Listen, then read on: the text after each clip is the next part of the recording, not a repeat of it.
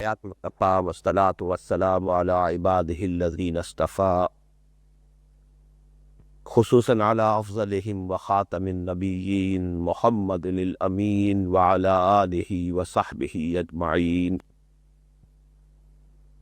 أما بعد فأعوذ بالله من الشيطان الرجيم. بسم الله الرحمن الرحيم.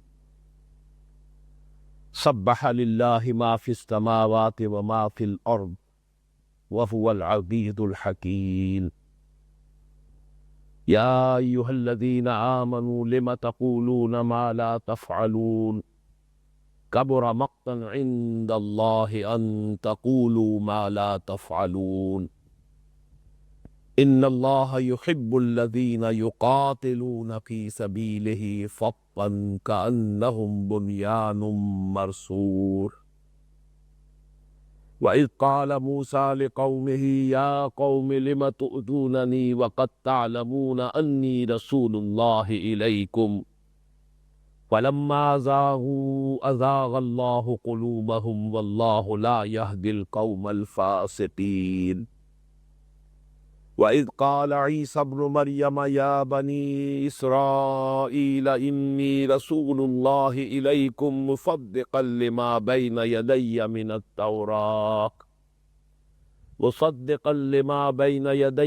التوراة ومبشرا برسول يأتي من بعد اسمه أحمد. فلما جاءهم بالبينات قالوا هذا سحر مبين. ومن أظلم ممن افترى على الله الكذب وهو يدعى إلى الإسلام والله لا يهدي القوم الظالمين. يريدون ليطفئوا نور الله بأفواههم والله متم نوره ولو كره الكافرون. هو الذي أرسل رسوله بالهدى ودين الحق ليظهره على الدين كله ولو كره المشركون. صدق الله العظيم. رب اشرح لي صدري ويسر لي أمري واحلل عقدة من لساني يفقهوا قولي. اللهم ربنا ألهمنا رشدنا وأعذنا من شرور أنفسنا. اللهم أرنا الحق حقا وارزقنا اتباعه وأرنا الباطل باطلا وارزقنا اجتنابه. اللهم وفقنا لما تحب وترضى. آمین یا رب العالمین. سورۃ الصف کے درس کے ضمن میں اس سے قبل 2 نشستیں منعقد ہو چکی ہیں. پہلی نشست میں 4 تمہیدی مضامین بیان ہوئے تھے. اولاً یہ کہ مطالعہ قرآن حکیم کے منتخب نصاب میں جو ترتیب ہے مضامین کی، اس کے ضمن میں اس سورہ مبارکہ کا مقام کیا ہے. ثانیاً یہ کہ ترتیب مصحف کے اعتبار سے اس سورہ مبارکہ کا محل قرآن مجید میں کیا ہے. تیسرے یہ کہ سورہ جمعہ کے ساتھ اس کی نسبت زوجیت میں نمایاں ترین پہلو کون سا ہے. اور چوتھے خود اس سورہ مبارکہ کے مضامین کا تجزیہ، یعنی یہ کہ یہ ایک عمود جو ایک آیت پر مشتمل ہے، آیت نمبر 9، اور باقی 4 حصوں پر مشتمل ہے. پہلا حصہ پہلی آیت سے چوتھی آیت تک جو اس سورہ مبارکہ کے مضامین کے اعتبار سے تمہید کی حیثیت رکھتا ہے. دوسرا حصہ 5ویں آیت سے 8ویں آیت تک جس میں بنی اسرائیل کے تاریخ کے 3 ادوار کا ذکر ہے بطور نشان عبرت اور امت مسلمہ کے لیے پیشگی تنبیہ کے طور پر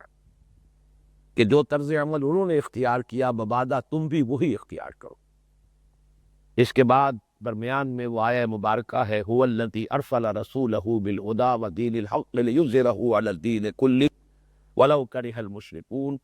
جس سے اس سورہ مبارکہ کے عمود کی حیثیت حاصل ہے. پھر 4 آیات میں یہ جو مقصد بعثت محمدی اس آیت نمبر 9 میں بیان ہوا ہے علی صاحب الصلاۃ والسلام، اس کے لیے مسلمانوں کو جد و جہد کی پرزور دعوت ہے.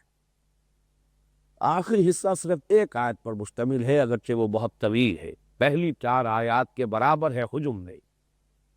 اس میں 2 مضامین بیان ہوئے۔ جو لوگ نبی اکرم صلی اللہ علیہ وسلم کے مقصد بعثت کی تکمیل کے لیے جد و جہد کریں گے، ان کا مقام اور مرتبہ اللہ سے نصیب کیا ہے، اور دوسرے یہ کہ اس مقصد عظیمہ کے لیے جو اجتماعیت قائم ہوگی اس کی بنیادی اور اساسی حیثیت کیا ہے۔ یہ تجزیہ ہے اس سورہ مبارکہ کے مضامین کا۔ پہلی نشست میں یہ 4 مضامین بیان ہو چکے ہیں۔ دوسری نشست میں پھر ہم نے پہلے حصے کی 4 آیات کا بالاستیعاب مطالعہ کیا، جو اس سورہ مبارکہ کے لیے جیسا کہ عرض کیا جا چکا ہے تمہید کی حیثیت تقسیم۔ پہلی آیت میں حقیقت بیان ہوئی کہ اس کائنات کا ذرہ ذرہ اللہ تعالیٰ کی تسبیح و تحمید میں مصروف ہے۔ اس میں گویا کہ اشارہ ہو گیا کہ اگر تم بھی صرف تسبیح و تحمید کی حد تک اپنے آپ کو محدود رکھو گے تو تم ان جمادات و نباتات سے بڑھ کر کوئی حیثیت نہیں رکھتے کہ جن میں سے ہر شے اللہ کی تسبیح و تحمید میں لگی ہوئی۔ تم سے کچھ اور مطلوب ہے۔ ز نوری سجدہ می خواہی، ز خاکی بے شگا خواہی، شہادت بر وجود خود، ز خون دوستہ خواہی۔ اللہ تعالیٰ کو انسانوں کے جو مقام و مرتبہ اس نے بنی آدم کو عطا کیا ہے کچھ اور مطلوب ہے، اور اس کو جو مطلوب ہے وہ یہ ہے کہ وہ اس کی توحید، اس کے رسول کی صداقت صلی اللہ علیہ وسلم اور اس کے دین کی حقانیت کی شہادت کے لیے اپنی جانوں کا نذرانہ پیش کر۔ اس کے بعد زجر کے انداز میں مسلمانوں کو متنبہ کیا گیا کہ اگر صرف زبانی دعووں تک رکھو گے اپنے معاملے کو اور تمہارا عمل اس کا ساتھ نہیں دے گا تو بجائے اس کے کہ اس سے آخرت میں تمہیں کوئی نفع حاصل ہو، الٹے لینے کے دینے پڑ جائے۔ لِمَ تَقُولُونَ مَا لَا تَفْعَلُونَ کَبُرَ مَقْتًا عِندَ اللَّهِ أَن تَقُولُوا مَا لَا تَفْعَلُونَ۔ تمہارا یہ قول و فعل کا تضاد اللہ تعالیٰ کے غضب کو بھڑکانے والا اور اللہ کے لیے نہایت بیزار کن گزش۔ اس کے بعد فرما دیا گیا کہ جان لو اگر ہم سے محبت ہے، ہماری رضا چاہتے ہو تو ہمیں تو محبوب اپنے وہ بندے ہیں، ان اللہ یحب الذین یقاتلون فی سبیلہ صفا کانہم بنیان مرصوص۔ اللہ کو تو محبت اپنے ان بندوں سے ہے جو اس کی راہ میں جنگ کرتے ہیں۔ یہاں لفظ جہاد نہیں بلکہ قتال آیا، جس میں کہ نقد جان ہتھیلی پر رکھ کر میدان میں حاضر ہونا پڑتا۔ جو اس کی راہ میں جنگ کرتے ہیں ایسی سسے باندھ کر گویا کہ پیسا پلائی ہوئی جیوار ہے۔ اب ہم اللہ کے نام سے جو اس کا دوسرا حصہ ہے اس کا آغاز کر رہے ہیں۔ جیسا کہ عرض کیا جا چکا ہے اس میں بنی اسرائیل کی روش بیان ہوئی ہے، اور یہ نوٹ کر لیجئے کہ بنی اسرائیل کون ہے۔ یہ سابقہ امت مسلمہ ہے۔ یہ امت اللہ کے دین کی نمائندہ، اللہ کی شریعت کی حامل، اللہ کی کتاب کی امین رہی ہے پورے 2000 برس تک۔ یہ میں اس لیے زور دے کر کہہ رہا ہوں کہ ہمیں اندازہ کرنا چاہیے کہ ہماری عمر ابھی تک بحیثیت امت کل 14 تو برس، جبکہ یہ سابقہ امت مسلمہ 2000 برس تک اللہ کی نمائندگی کا فریضہ انجام دیکھی رہی ہے۔ اس روح رہیبہ کیونکہ 1300 قبل مسیح میں انہوں نے ایکٹوڈس کو کہا جاتا ہے ہجرت کی ہے، حضرت موسیٰ علیہ السلام کی معیت میں مصر سے نکلے ہیں اور صحرائے سیدہ میں آئے ہیں، اور پھر انہیں تورات عطا کی گئی، اور یہاں سے گویا کہ ان کی تاریخ کا آغاز ہوا بحیثیت امت۔ 1300 قبل مسیح سے لے کر اور 610 میں عیسوی میں نبی اکرم صلی اللہ علیہ وسلم پر وحی کا آغاز ہوا۔ تو 1300 قبل مسیح سے لے کر 610 اور صحیح تر الفاظ میں 624 عیسوی میں جبکہ تحویل قبلہ ہوا ہے، اور تحویل قبلہ اصل میں علامت کی اس بات کی کہ اب سابقہ امت مسلمہ معزول کی گئی، جس کا مرکز، جس کا قبلہ یروشلم تھا، بیت المقدس تھا، اور اس مقام پر اب یہ نئی امت محمد صلی اللہ علیہ وسلم فائز کی گئی ہے۔ اس کا عزل ہوا، اس کا نصب ہوا، لہذا اس کا مرکز یعنی خانہ کعبہ جو ہے اب یہ اہل توحید کا قبلہ رہے گا تا قیام قیامت۔ تو گویا کہ یہ 2000 برس تک یہ امت مسلمہ تھی۔ ان کا جو طرز عمل رہا ہے، جیسا کہ تمہیدی جو مباحث تھے ان میں بھی میں عرض کر چکا ہوں کہ ان تمام صورتوں میں سورہ حدید سے لے کر سورہ تحریم تک کفار مشرکین سے تو سرے سے کوئی خطاب ہے نہ ان کا تذکرہ ہے۔ لیکن اہل کتاب کا تذکرہ ہے صرف، ان سے خطاب نہیں ہے، خطاب تمام تر مسلمانوں سے ہے۔ اہل کتاب کا یہاں پر جو تذکرہ ہوا ہے بطور نشان عبرت کہ ان کا کیا طرز عمل رہا ہے اس سے قبل، اے مسلمانوں یہ معزول کیے گئے، تم ان کی جگہ پر فائد کیے گئے ہو، ان کے طرز عمل کو دیکھ لو، کہیں ایسا نہ ہو کہ تم بھی یہی طرز عمل اختیار کرو۔ البتہ یہ بات اب اسے انگریزی محاورے میں آئرنی اور فیٹ کہا جائے گا، ستم ظریفی ہے یہ قسمت کی، کہ جس اندیشے سے یہ نشان عبرت ہمارے سامنے رکھا گیا تھا، واقعہ یہ ہے کہ وہ اندیشہ بتمام و کمال پورا ہوا، اور امت مسلمہ نے بھی انہی کے نقش قدم کو اختیار کیا، انہی کی پیروی کی۔ چنانچہ اس کی پیشن گوئی ابھی نبی اکرم صلی اللہ علیہ وسلم نے صریحاً فرما دی تھی۔ میں یہاں آج دو احادیث آپ کو سنا رہا ہوں۔ پہلی حدیث کہ جو متفق علیہ ہے، صحیح بخاری میں بھی ہے، صحیح مسلم میں بھی ہے، اس کے راوی حضرت ابو سعید الخدری ہے رضی اللہ تعالی عنہ۔ عن ابی سعید الخدری رضی اللہ عنہ ان رسول اللہ صلی اللہ علیہ وسلم قال لَتَتَّبِعُنَّ سُنَنَ مَنْ كَانَ قَبْلَكُمْ شِبْرًا بِشِبْرٍ وَذِرَاعًا بِذِرَاعٍ۔ حضور نے ارشاد فرمایا کہ اے مسلمانوں، تم بھی انہی لوگوں کے نقش قدم کی پیروی کرو گے جو تم سے پہلے تھے، بالشت کے ساتھ بالشت اور ہاتھ کے ساتھ ہاتھ۔ یہ گویا کہ بتمام و کمال ان کے نقش قدم کی پیروی کرنے کے لیے استعارہ ہے۔ پھر مثال دی حتیٰ لو دخلوا جوہر وب لتبعتموہم، یہاں تک کہ اگر وہ سابقہ امت، اگر وہ پچھلی امتیں اگر کسی گوہ کے بل میں گھسی تھی تو تم بھی لازمہ ان کی پیروی کرو۔ قلنا، حضرت ابو سعید خدری فرماتے ہیں رضی اللہ تعالیٰ عنہ، اس پر ہم نے سوال کیا یا رسول اللہ الیہود والنصارى، کہ اللہ کے رسول کیا آپ کی مراد یہود اور نصارہ ہے کہ ہم بھی ان کے نقش قدم کی پیروی کریں؟ قال فمن، حضور نے جواب ارشاد فرمایا وہ نہیں تو اور کون، انہی کی پیروی تم کرو گے، انہی کے نقش قدم پر چلو۔ دوسری حدیث وہ ہے جس کو کہ ان دنوں میں جو میری پبلک تقاریر ہے ان میں بار بار ان کا تذکرہ آیا ہے۔ یہ حضرت عبداللہ ابن عمرو بن العاص رضی اللہ تعالی عنہما سے ہے اور جامع ترمذی کی روایت ہے۔ حضور نے ارشاد فرمایا لَيَأْتِيَنَّ عَلَىٰ أُمَّتِي مَا أَتَىٰ عَلَىٰ بَنِي إِسْرَائِيلَ حَزْمَ النَّعْلِ بِالنَّعْلِ، میری امت پر بھی وہ سب کچھ وارد ہو کر رہے گا کہ جو بنی اسرائیل پر وارد ہوا تھا، بالکل اس طرح جیسے کہ ایک جوتی دوسری جوتی سے مشابہ ہوتی۔ اس تشبیہ میں فصاحت و بلاغت کا کمال ہے، اس لیے کہ آپ خود اندازہ کیجئے کہ جوتیوں کا جوڑا اگر رکھا ہوا ہے تو اوپر سے دیکھنے میں ان میں کچھ فرق نظر آتا ہے پنجے کے رخ کی وجہ، لیکن تلوے جوڑ دیے جائیں تو وہ بالکل ایک۔ تو اس تشبیہ کو اختیار کیا کہ ظاہر بات ہے کہ زمانی فتر اتنا ہے، وہ ہے ان کی تاریخ ہے 1300 قبل مسیح سے لے کر اور 610 یا 624 عیسوی تک، اور اے مسلمانوں تمہاری تاریخ وہاں سے شروع ہو رہی ہے 610 یا 624 سے، اور اس سے آگے چل رہا ہے تمہارا قافلہ۔ تو زمانی فصل کی بنا پر، بعد کی بنا پر حالات میں بظاہر تو بڑا فرق ہوگا، لیکن اگر بٹوین دی لائنز ریڈ کرو گے، تجزیہ کرو گے، تو تمہیں صاف نظر آ جائے گا کہ بالکل کاربن کاپی، یہ لفظ میں استعمال کر رہا ہوں آج کل، کہ جیسے کاربن کاپی ہوتی ہے، ان کی تاریخ کے 2000 برس اور ہماری تاریخ کے 1300 برس 1924 تک، جبکہ پہلی جنگ عظیم کے بعد سلطنت عثمانیہ کا بھی خاتمہ ہوا اور خلافت کا ادارہ بھی ختم ہوا، تو گویا کہ یہ 1300 برس وہ 2000 برس، یہ دونوں امتوں کی تاریخ جو ہے اتنی مشابہ ہے کہ کہا جا سکتا ہے کہ کاربن کاپی ہے امت مسلمہ کی تاریخ۔ لیکن اس حدیث میں اس سے آگے تو پہلی حدیث کا مضمون اور آگے بڑھایا گیا، فرمایا حتی ان کان منہم من اتی امہ علانیۃ لیکونن فی امتی یصنع ذلک من یصنع ذلک، فرمایا کہ اگر ان میں کسی شخص نے ایسی پوش اور ایسی حرکت کی ہوگی کہ اپنی ماں کے ساتھ بدکاری کی ہو علانیہ، تو میری امت میں سے بھی کوئی نہ کوئی بدبخت ایسا اٹھے گا جو یہ حرکت کرے۔ بہرحال یہ میں نے چند باتیں عرض کر دی آپ کی کہ یہاں جو یہ بنی اسرائیل کی تاریخ کے 3 ادوار کا تذکرہ ہو رہا ہے، وہ مسلمانوں کے لیے بطور نشان عبرت اور بطور پیش کی تمدید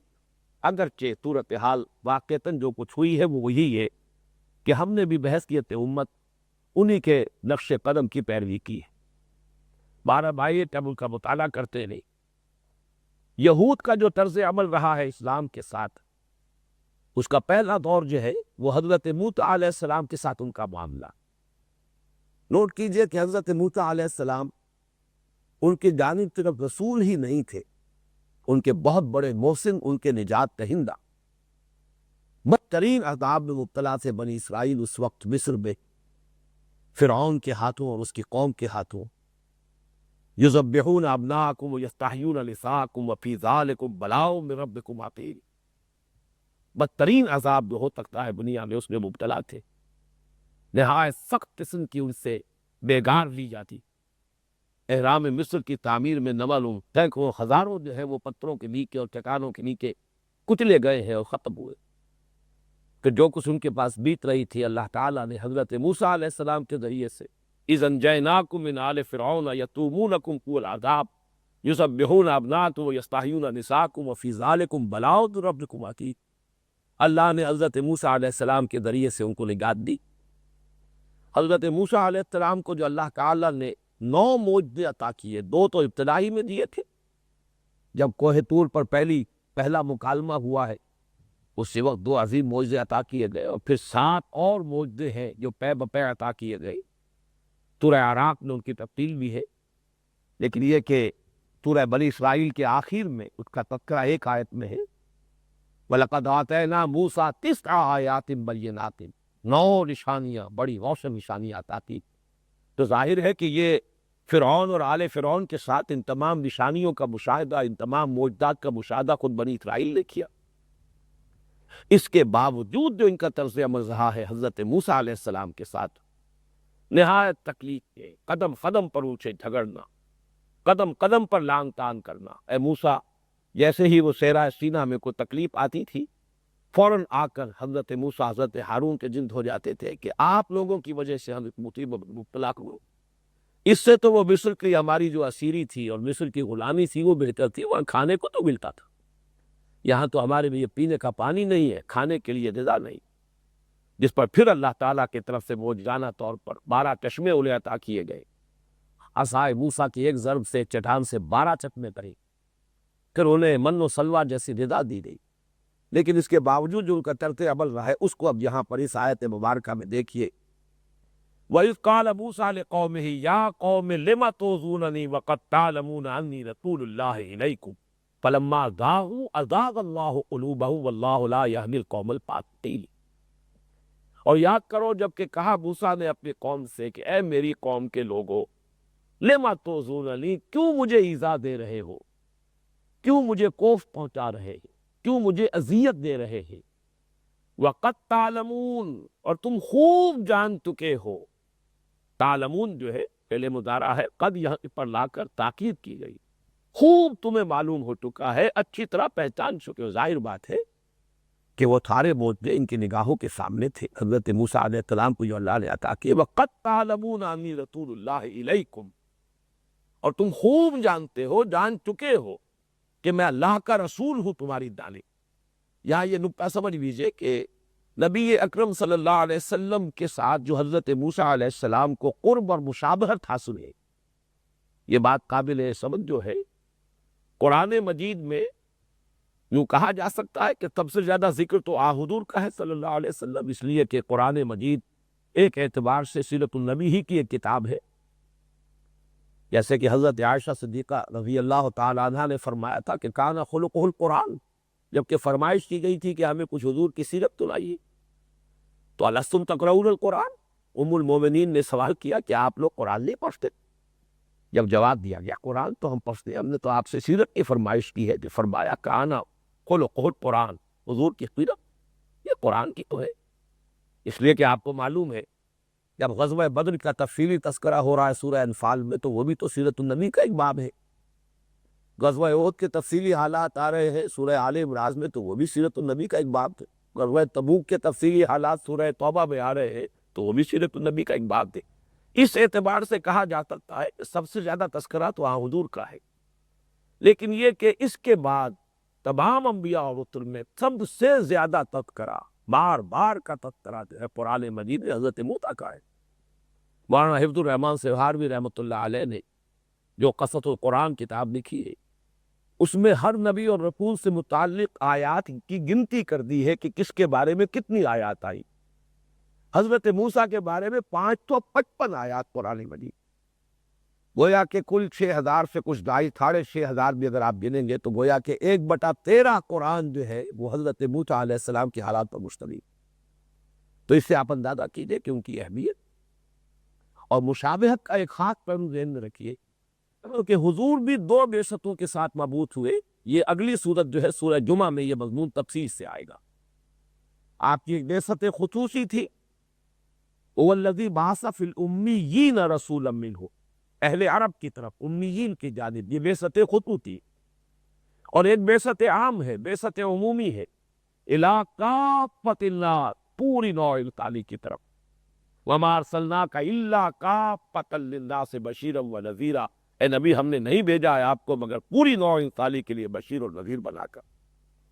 اسی طریقے سے حضرت موسیٰ علیہ السلام بھی 2 بعثتوں کے ساتھ مبعوث ہوئے۔ ان کی ایک بعثت تھی الی فرعون، ہم نے موسیٰ کو بھیجا، انا ارسلنا موسیٰ الی فرعون وملئہ، فرعون اور اس کے سرداروں پر بھیجا حضرت موسیٰ علیہ السلام کو۔ ایک بعثت یہ تھی، اور دوسری بعثت وہ ہے جس کا تذکرہ یہاں ہو رہا ہے، وَقَدْ تَعْلَمُونَ أَنِّي رَسُولُ اللَّهِ إِلَيْكُمْ، اور تم خوب جانتے ہو کہ میں اللہ کا رسول ہوں تمہاری جانب۔ تو ایک بعثت فرعون اور آل فرعون کی جانب، اور دوسری بعثت بنی اسرائیل کی جانب۔ فَلَمَّا زَاغُوا أَزَاغَ اللَّهُ قُلُوبَهُمْ، تو جب وہ ٹیڑھے ہو گئے، کج ہو گئے، تو اللہ نے ان کے دلوں کو بھی کج کر دیا۔ وَاللَّهُ لَا يَهْدِي الْقَوْمَ الْفَاسِقِينَ، اور اللہ فاسقوں کو ہدایت نہیں دیتا، راہ یاب نہیں کرتا، کامیابی سے ہمکنار نہیں فرماتا۔ اور یہاں ایک لفظ کا اضافہ کیجئے، اللہ تعالیٰ فاسقوں کو زبردستی ہدایت نہیں دیتا۔ یہ بعد میں اس کی وضاحت کروں گا، لیکن پہلے یہ سمجھیے کہ یہ ایذا جو تھی حضرت موسیٰ علیہ السلام کو، جو ان کی قوم میں بھی، اس کی نوعیت کیا ہے؟ اس لیے کہ رسول کو ایک ایذا ہوتی ہے منکرین کی طرف سے، یعنی حضرت موسیٰ علیہ السلام کو ایک ایذائیں وہ ہے کہ جو فرعون اور آل فرعون کی جانب کی پہنچی، یہاں ان کا تذکرہ نہیں ہے۔ یا قوم لم تؤذوننی، یہاں تذکرہ ہے جو خود ان کی قوم بنی اسرائیل کی طرف سے انہیں ایذائیں پہنچی۔ یہ ایذائیں 2 نوعیت کی ہیں، ان کو اچھی طرح سمجھ لیجئے اس مسئلے کو، اس لیے کہ اسی سے آپ کو سیرت النبی کا بھی ایک پہلو جو ہے اچھی طرح سمجھ میں آ جائے گا۔ ایک ایذا ہوتی ہے ذاتی نوعیت، کوئی ذاتی الزام، کوئی ذاتی تہمت، شخصی طور پر کسی کو ایذا پہنچانا۔ یہ ایذا جیسے کہ نبی اکرم صلی اللہ علیہ وسلم کی حیات طیبہ میں، اور یہ سمجھ دیجیے کہ دشمنوں اور مخالفین کی طرف سے جو ایذائیں آتی ہیں، ان سے وہ ایذائیں کہیں زیادہ تکلیف دہ ہوتی ہے کہ جو اپنوں کی طرف سے آتی۔ دشمن تو دشمن ہے، اس کا تو کام ہی یہ ہے، نیش اقرب ناز پے تینس اقتضائے طبیعت اشینت، بچھو کی طبیعت کا تقاضا ہی ہے کہ وہ ڈنک مارے گا، لہذا اس سے کسی شکوے اور شکایت کا کوئی موقع نہیں ہے۔ دشمن نے تو دشمنی کرنی، لیکن جب اپنوں کی طرف سے کوئی معاملہ ایسا ہو تو جس کو کہا جاتا ہے انگریزی لٹریچر میں انکائنڈنس کا سب سے زیادہ جو ہے تکلیف دہ جو وار ہوتا ہے وہ ہوتا ہے جو کسی اپنے کی طرف سے آ رہا، جیسے کہ وہ شیکسپیئر کے ڈرامے میں آیا ہے بروٹس یو ٹو، کہ باقی سب تو دشمنی کر ہی رہے تھے، بروٹس تمہارا طرز عمل بھی یہ ہے۔ تو یہ طرز عمل جو رہا ہے حضور کے ساتھ صلی اللہ علیہ وسلم منافقین کا، یہ کہ بہرحال کلمہ گو تھے، اپنوں ہی میں تھے، جس میں آپ کو معلوم ہے کہ حضرت عائشہ صدیقہ رضی اللہ تعالی عنہا ام المومنین پر جو تہمت لگائی گئی، اور اس کی جو شدید کرب کی کیفیت تھی، اس کی وجہ سے حضور کی رہی ہے طویل عرصے تک، یہ وہ ہے ذاتی ایذا جو پہنچائی جا رہی۔ یا جیسے کہ تذکرہ موجود ہے سورہ انفال میں، حضور پر خیانت تک کا الزام لگا دیا گیا، ما کان النبی یغل، کسی نبی کے شایان شان یہ نہیں ہے تو وہ خیانت کرے۔ روایات میں آتا ہے کہ مال غنیمت سے خیانت کا الزام منافقین نے لگایا، بہرحال کچھ اور تعبیریں جو اس کی گئی ہے، لیکن سیرت میں یہ روایات موجود۔ تو اپنوں کی طرف سے ایذاؤں کی نوعیت یہ ہوتی ہے۔ حضرت موسیٰ علیہ السلام پر بھی اس طرح کی جو ایذائیں انہیں پہنچائی گئی ہے اپنوں کی جانب سے، اس کا تذکرہ سورہ احزاب میں آیا، وَلَا تَكُونُوا كَالَّذِينَ آذَوْا مُوسَىٰ فَبَرَّأَهُ اللَّهُ مِمَّا قَالُوا وَكَانَ عِندَ اللَّهِ وَجِيهًا۔ اے مسلمانوں، ان لوگوں کے مانند نہ ہو جانا جنہوں نے موسیٰ کو ایذا پہنچائی تھی، تو اللہ نے ان تمام چیزوں سے انہیں بری قرار دے دیا، ان کی برات کا اظہار کر دیا جو انہوں نے کہی تھی۔ یہ برات کا لفظ ظاہر کر رہا ہے کہ کوئی الزام ذاتی نوعیت کے تھے، اس لیے کہ برات یہ ہوتی ہے وہ تو کسی ذاتی لانی سے ہوتی ہے، کوئی شخصی الزام، کوئی ذاتی الزام یا کسی اور طرح کی عیب چیزیں، عیب دوئی، اسی سے برات ہوتی ہے۔ یہ ہے در حقیقت وہ ذاتی ایذا، وَلَا تَكُونُوا كَالَّذِينَ آذَوْا مُوسَىٰ، ان لوگوں کے مانند نہ ہو جانا کہ جنہوں نے موسیٰ کو ایذا پہنچائی۔ فَبَرَّأَهُ اللَّهُ مِمَّا قَالُوا، تو اللہ تعالیٰ نے ان کی برات کا اہتمام کیا، اور جو الزامات ان پر لگائے گئے تھے یا جو عیب انہیں لگائے گئے تھے ان سب سے ان کی برات کا جو ہے اظہار فرما دیا۔ وَكَانَ عِندَ اللَّهِ وَجِيهًا، لفظ وجیحہ میں بھی ادھر اشارہ ہو رہا ہے، یہ کوئی ذاتی نوعیت کے الزامات اور ذاتی نوعیت کی ایذائیں تھی کہ جو حضرت موسیٰ کو ان کی قوم نے، ان کی اپنی امت نے پہنچائی۔ لیکن یہاں جس ایذا کا تذکرہ ہو رہا ہے یہ دوسری ایذا ہے، یہ ایذا ہے نبی کے مشن میں اس کا ساتھ نہ دینا، حکم عدولی کرنا، نبی کی پکار پر لبیک نہ کہنا۔ رسول حکم دے رہا ہے آگے بڑھو، کفار سے مقابلہ کرو، اب وقت آیا ہے کہ تم اپنے ایمان کی صداقت کا ثبوت پیش کرو۔ اس وقت اگر قوم آگے نہیں بڑھ رہی، امت ساتھ نہ دے، جیسے کہ خود حضور صلی اللہ علیہ وسلم کے ساتھ معاملہ ہوا غزوہ احد میں کہ 300 آدمی 700 کا واپس آ گئے مدینے، 3000 کا لشکر پڑاؤ ڈالے پر ہوا ہے، کیل کانٹے سے لیس ہے، بھرپور تیاری کر کے آیا ہے۔ یہاں سے بمشکل 1000 آدمی لے کر حضور مدینے سے نکلے، ان میں سے بھی 300 واپس آ گئے۔ اس وقت کیا بیتی ہوگی قلب محمد پر صلی اللہ علیہ وسلم، اس کا آپ اندازہ کیے۔ اسی طرح کا معاملہ جو ہوا حضرت موسیٰ علیہ السلام کے ساتھ کہ جب حکم دیا گیا ہے کہ اب فلسطین میں داخل ہو جاؤ، اس کے جو رہنے والے ہیں ان سے اب قتال کرو، جنگ کرو، اس کا پورا تذکرہ جو ہے سورہ مائدہ کے اندر موجود ہے کہ وہاں تاپ انہوں نے کوڑا جواب دیا جب انہیں قتال کا حکم دیا گیا ہے۔ قالوا یا موسیٰ انا لن ندخلها ابدا ما داموا فیہا، انہوں نے یہ کہا کہ اے موسیٰ پہلے معجزے کے ذریعے سے اس قوم کو یہاں سے نکال دیجئے تب ہم داخل ہوئے، لڑنے کے لیے ہم تیار نہیں۔ ان فیہا قوم جبارین، یہ تو بہت ہی زوراور قوم ہے، بڑی زبردست قوم ہے، ان کے ساتھ مقابلہ کرنا ہمارے بس میں نہیں۔ اور جب انہیں ترغیب دلائی گئی، سمجھانے کی کوشش کی گئی، حضرت موسیٰ کے 2 ساتھیوں نے انہیں کچھ ملامت بھی کی، کچھ سمجھایا بھی، جن میں حضرت یوشع بن نون جو ان کے خلیفہ ہوئے ہیں، حضرت موسیٰ علیہ السلام کے خلیفہ اول، اور ایک دوسرے ساتھی ان کے، انہوں نے کوشش کی تو صاف جواب دیا، قالوا یا موسیٰ انا لن ندخلها ابدا ما داموا فیہا، اے موسیٰ ہم ہرگز اس ارض مقدس میں فلسطین میں داخل تک نہیں ہوگے جب تک کہ یہ قوم وہاں موجود۔ فاذهب انت وربک فقاتلا انا ہاہنا قاعدون، تو جاؤ خود تم اور تمہارا رب۔ مراد یہی ہے کہ اب تک بھی تو معجزے دکھاتے رہے، تو اب پھر کوئی معجزہ دکھاؤ، یہاں سے انہیں نکال باہر کرو۔ فاذهب انت وربک فقاتلا، جاؤ تم اور تمہارا رب دونوں جنگ کرو، انا ہاہنا قاعدون، ہم تو یہاں بیٹھے۔ اس پر جو بیزاری پیدا ہو، یہ لفظ بیزاری جو میری زبان پر آ رہا ہے کو نوٹ کیجئے، پچھلی نشست میں بیان کر چکا ہوں، مقت کا لفظ، مقت کے معنی ہے کبرا مقتا عند اللہ ان تقولوا ما لا، بیزاری کی کیفیت کبھی بہت بڑی ہے اللہ کے نزدیک بیزاری کی بات کہ تم کہو تو کچھ کرتے نہیں۔ یہاں بھی اس بیزاری کا آپ اندازہ کیجئے کہ حضرت موسیٰ علیہ السلام نے اللہ تعالیٰ کے جناب میں پھر جو فریاد کی ہے، قال رب انی لا املک الا نفسی واخی فافرق بیننا وبین القوم الفاسقین، حضرت موسیٰ نے عرض کیا پروردگار مجھے تو اختیار ہے تو اپنی جان کا ہے اور اپنے بھائی ہارون کی جان کا، ہم دونوں حاضر ہیں، تیرا حکم ہے جنگ کا، ہم حاضر ہیں، ہم جنگ کریں گے، لیکن یہ کہ یہ قوم جو ہے انکاری ہے، تاپ پورا جواب دے رہی ہے، تو پروردگار اب میں ان کے ساتھ مزید رہنا نہیں چاہتا، ہمارے اور ان کے درمیان تفریق کر۔ اور یہ وہی موسیٰ علیہ الصلوۃ والسلام جنہیں اپنی قوم سے اتنی محبت تھی کہ ایک قبطی کو، جبکہ ایک اسرائیلی کے ساتھ اس کا جھگڑا ہو رہا تھا اور اس اسرائیلی نے سورہ قصص میں پوری تفصیل موجود ہے، جب فریاد کی، مدد طلب کی ہے، تو ایک بھوتا نصیب کیا اس قبطی کو، اور اس کا برکس نکال دیا، اس کی جال نکل گئی۔ اس درجے محبت اور حمیت اپنی قوم کی حضرت موسیٰ علیہ السلام نے تھی۔ لیکن یہ کہ اب ان کے طرز عمل کی وجہ سے وہ مقت کی کیفیت، بیزاری کی کیفیت کی شدت کا یہ عالم ہے کہ فَافْرُقْ بَيْنَنَا وَبَيْنَ الْقَوْمِ الْفَاسِقِينَ، اے اللہ ہمارے اور ان فاسقوں کی قوم کے درمیان اب تفریق کر دے، اب ہمارے اور ان کے درمیان جدائی پیدا کر لے، اب ہم ان کے ساتھ رہنے کے لیے آمادہ نہیں۔ یہ ہے وہ تاریخ جو یہاں بیان ہو رہی ہے۔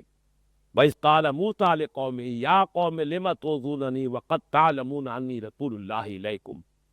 تو پھر نوٹ کر لیجئے کہ ایذائیں جو دی گئی حضرت موسیٰ علیہ السلام کو وہ ذاتی نوعیت کی بھی تھی کہ جن کا تذکرہ سورہ احزاب میں، لیکن یہاں جس ایذا کا تذکرہ ہے وہ در حقیقت وہ ہے جو سورہ مائدہ میں جس کا ذکر ہے، اس لیے کہ وہاں بھی قتال کا حکم تھا،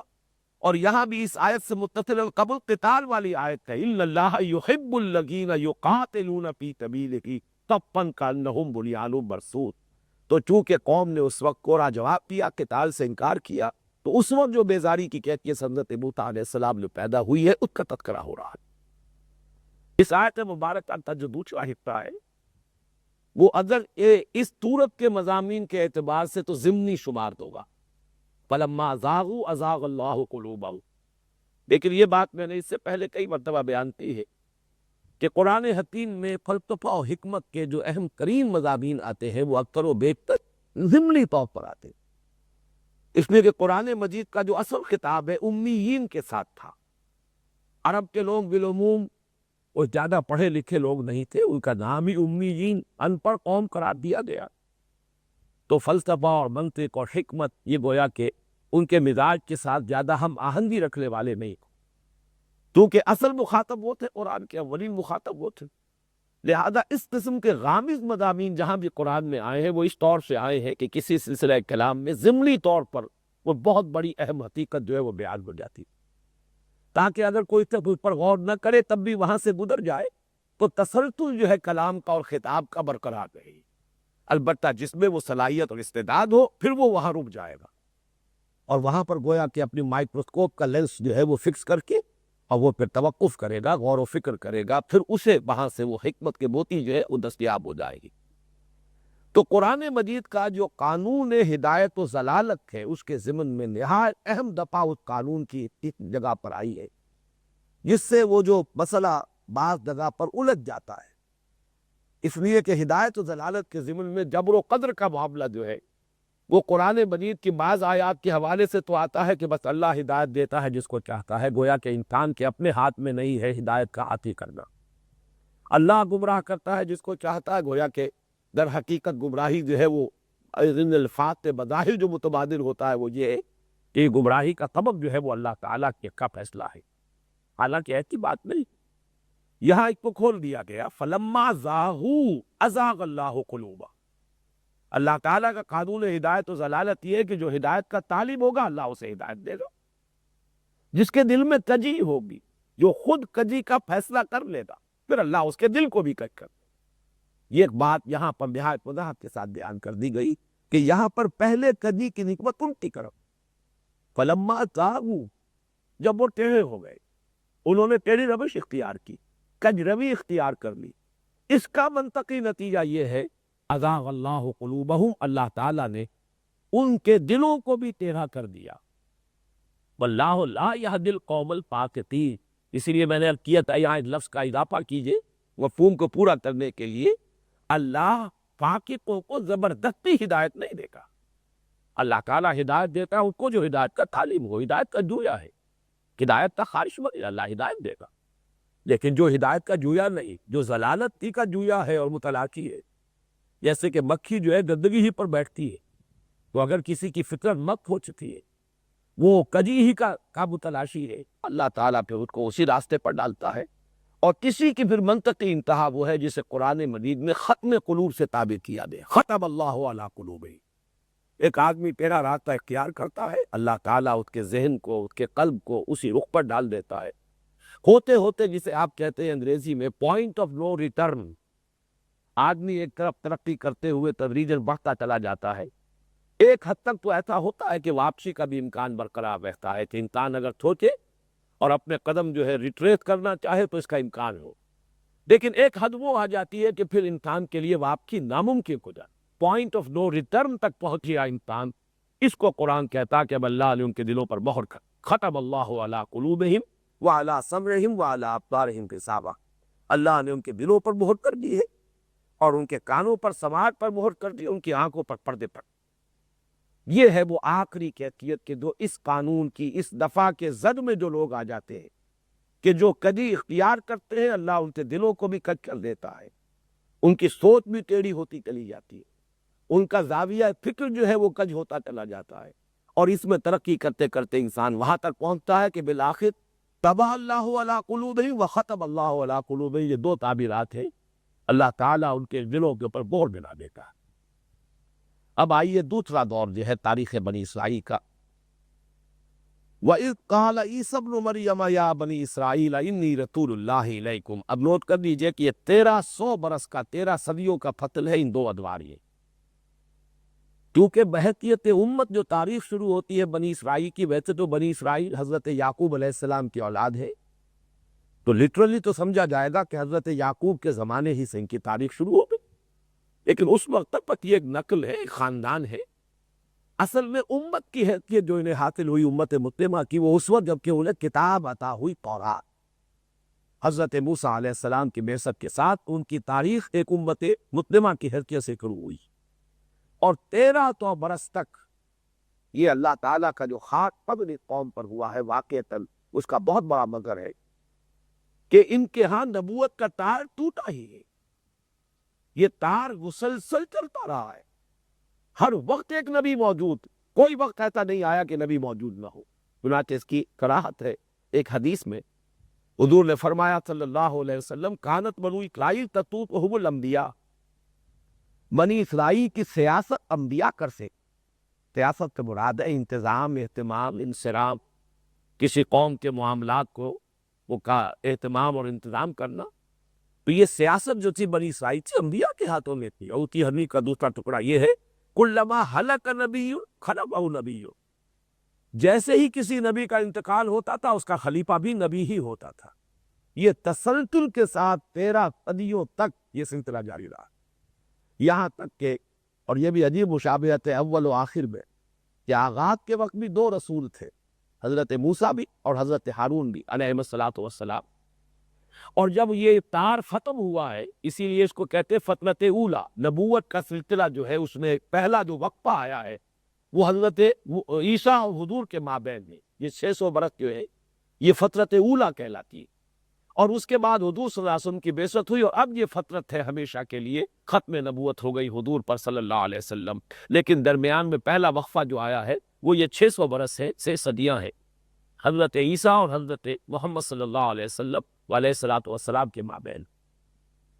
تو یہ جو سلسلہ نبوت ختم ہوا ہے بنی اسرائیل کا، یہ حضرت عیسیٰ علیہ السلام پر، اور ان کے ہم اصل بھی حضرت یحییٰ موجود تھے علیہم الصلوۃ والسلام۔ تو اب حضرت عیسیٰ علیہ السلام کے ساتھ ان کا کیا معاملہ رہا، یہ اس آیت مبارکہ میں آ رہا ہے۔ وَإِذْ قَالَ عِيسَى ابْنُ مَرْيَمَ يَا بَنِي إِسْرَائِيلَ، یاد کرو جب کہ کہا تھا مریم کے بیٹے عیسیٰ نے علیہ الصلوۃ والسلام، اے بنی اسرائیل، اے اسرائیل کی اولاد، انی رسول اللہ الیکم، میں اللہ کا رسول ہوں تمہاری جانب۔ یہ بہت اہم ہے، یہ کہ سورہ آل عمران میں اور سورہ مریم میں یہ 2 مقامات ایسے، ایک مکی سورت ہے سورہ مریم، اور سورہ آل عمران مدنی سورت ہے، دونوں میں حضرت یحییٰ اور حضرت عیسیٰ علیہ السلام کا ذکر جو ہے بیک وقت موجود ہے۔ ایک ہی سلسلہ کلام میں پہلے حضرت یحییٰ کا ذکر ہوتا ہے اور پھر حضرت عیسیٰ علیہ السلام کا۔